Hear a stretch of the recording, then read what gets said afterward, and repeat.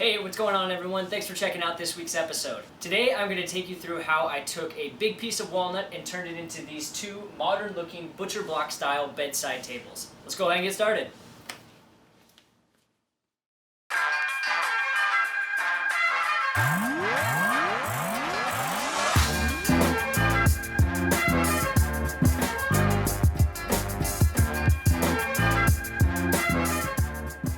I started off by ripping my wood into increments of 15 inches. My final tables would be 14 inches in both directions, so I cut my pieces to be a little longer so I could square up things later on.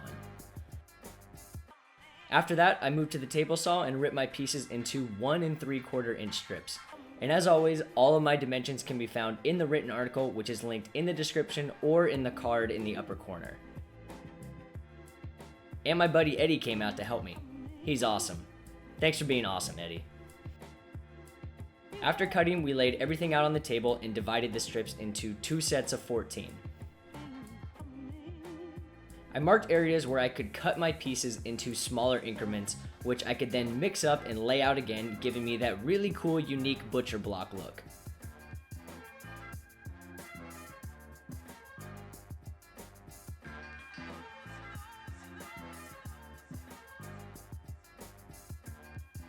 Next was gluing, which I did in 2 steps for each table. As always, I applied a healthy amount of glue and spread everything with a small paint roller. A first for me. And it worked quite well.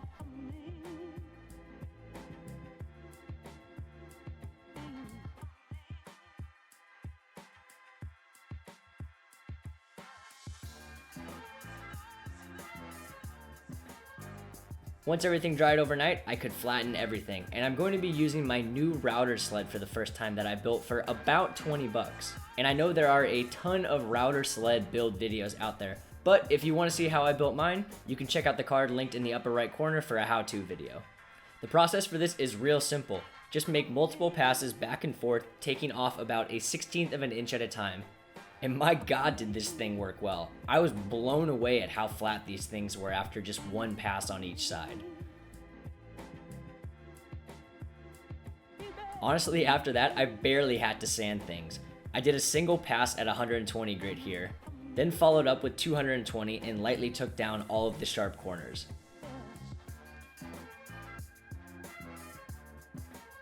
I then squared up all of my sides using masking tape to avoid tear out. And a little bit of sanding got rid of those subtle saw marks that you see here.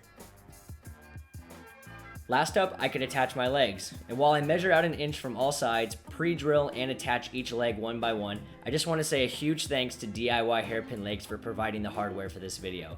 They're an awesome newer company with a great selection of hairpin leg products as well as other cool wall-mounted hardware. I'll leave a link to their site in the description for you guys to check out any and all of their products. No pressure, of course.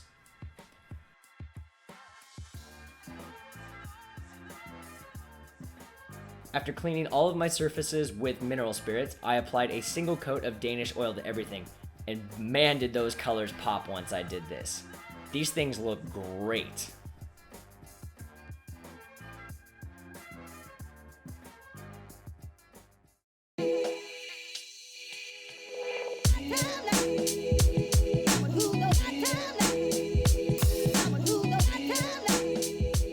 Hope you enjoyed this build. I'm really thrilled with how awesome these tables turned out.